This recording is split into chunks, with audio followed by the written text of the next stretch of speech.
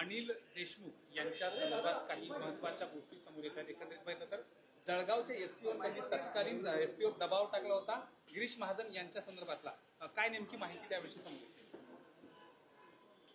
खरं म्हणजे आता सीबीआयने जी चार्जशीट दाखल केलेली आहे त्या चार्जशीटमध्ये स्पष्टपणे त्यांनी सांगितलेलं आहे कशा प्रकारे गिरीश महाजनांवर मोका लागला पाहिजे, गिरीश महाजनांवर खोट्या केसेस लागल्या पाहिजे, याकरता वारंवार गृहमंत्री म्हणून अनिल देशमुख यांनी त्या ठिकाणी दबाव टाकला आणि हे गुन्हे दाखल करायला लावले।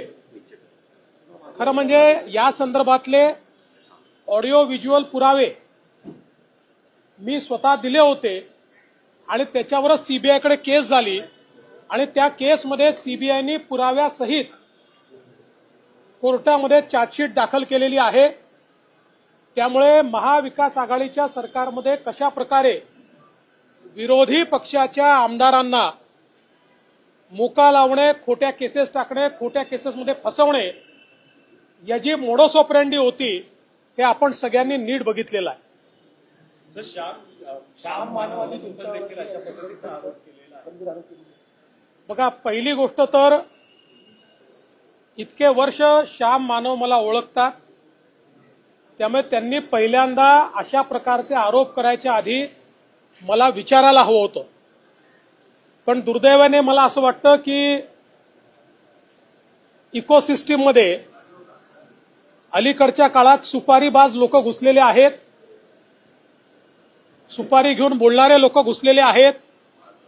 दुर्दैवाने त्यांच्या नादी श्याम मानव लागले का असा प्रश्न मला पडतो। पण एक गोष्ट मला स्पष्टपणे सांगायची आहे की या ठिकाणी अनिल देशमुख यांच्यावर आरोप लागल्यानंतर आमचं सरकार नव्हतं, महाविकास आघाडीचं सरकार होतं। ती केस मुंबई हायकोर्टाच्या चीफ जस्टिस समोर लागली आणि मुंबई हायकोर्टाच्या चीफ जस्टिस यांनी अनिल देशमुख यांच्या विरुद्ध एफआयआर करायला लावला। त्यांच्याच सरकारमध्ये तो एफआयआर झाला, त्यानंतर ते जेलमध्ये गेले आणि ते आता बेलवर बाहेर आहे। ते काही सुटलेले नाही आहेत। 100 कोटीच्या वसुलीच्या केसमध्ये ते जेलमधनं बेलवर बाहेर आलेले आहेत।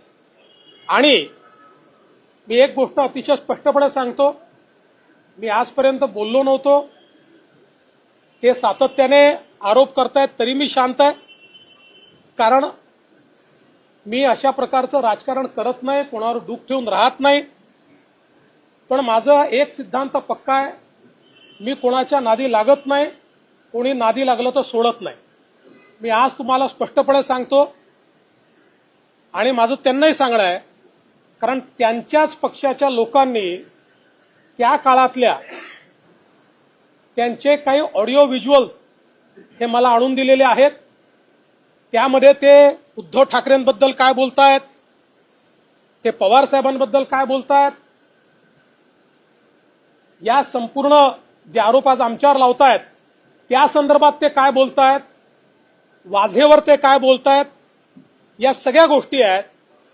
माझ्यावर वेळ आली तर मला त्या पब्लिक कराव्या लागतील। मी अशा प्रकारचं राजकारण करत नाही, पण रोज जर कोणी खोटं बोलून या ठिकाणी नरेटिव्ह सेट करण्याचा प्रयत्न करत असेल तर त्यांनी एवढं लक्षात ठेवावं, देवेंद्र फडणवीस पुराव्याशिवाय कधीच बोलत नाही। सर, कल यूनियन बजट आया, उस पर राहुल गांधी ने कहा कि ये ठाण्यामध्ये 1.5 महिना पाकिस्तानात जाऊन एक सनम नगमावर असं नाव आहे त्या महिन्याचं 1.5 महिन्यात पाकिस्तानातून करण्याची माहिती येते। एकंदरीत फसवणूक झालेली दिसून येते। याच्या संदर्भात नाही, या संदर्भात अगदी सखोल चौकशी केली जाईल आणि सखोल चौकशी करून त्या संदर्भात योग्य ती कारवाई केली जाईल। सर, तुम्हाला एकंदरीत टार्गेट केलं जातंय का?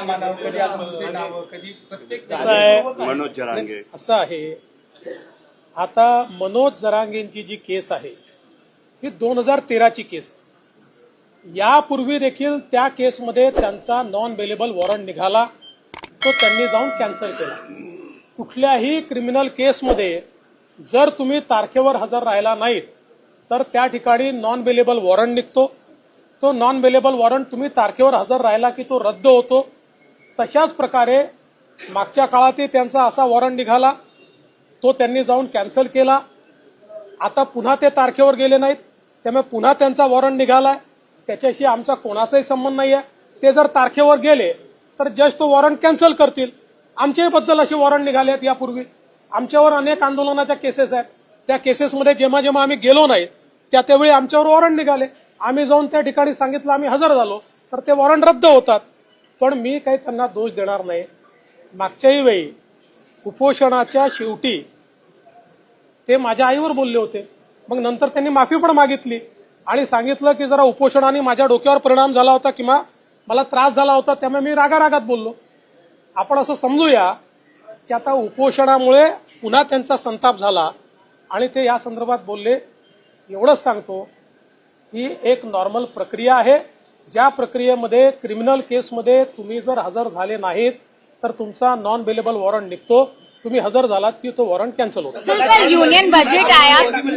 इकोसिस्टीम कोण चालवतंय नेमकं? कारण सातत्याने तुम्हाला आता टार्गेट केलं जातंय. सरकार असताना फक्त देवेंद्र फडणवीसांवर मी तुम्हाला प्रश्न विचारतो की देवेंद्र फडणवीसला टार्गेट कोण करेल? कोणाला फायदा आहे देवेंद्र फडणवीसला टार्गेट केल्यामुळे? जसं तुम्ही म्हणालात फक्त आणि फक्त टार्गेट एकच देवेंद्र फडणवीस. ही देवेंद्र फडणवीसची जी काही शक्ती आहे, लोकांचं प्रेम आहे, हे कोणाला समजतं? हे कोणाला घातक वाटतं? देवेंद्र फडणवीसमुळे कोणाला धोका आहे हे आपल्या सगळ्यांना माहिती आहे. त्यामुळे इकोसिस्टीम कोण चालवत आहे हे देखील आपल्याला माहिती आहे. सर कल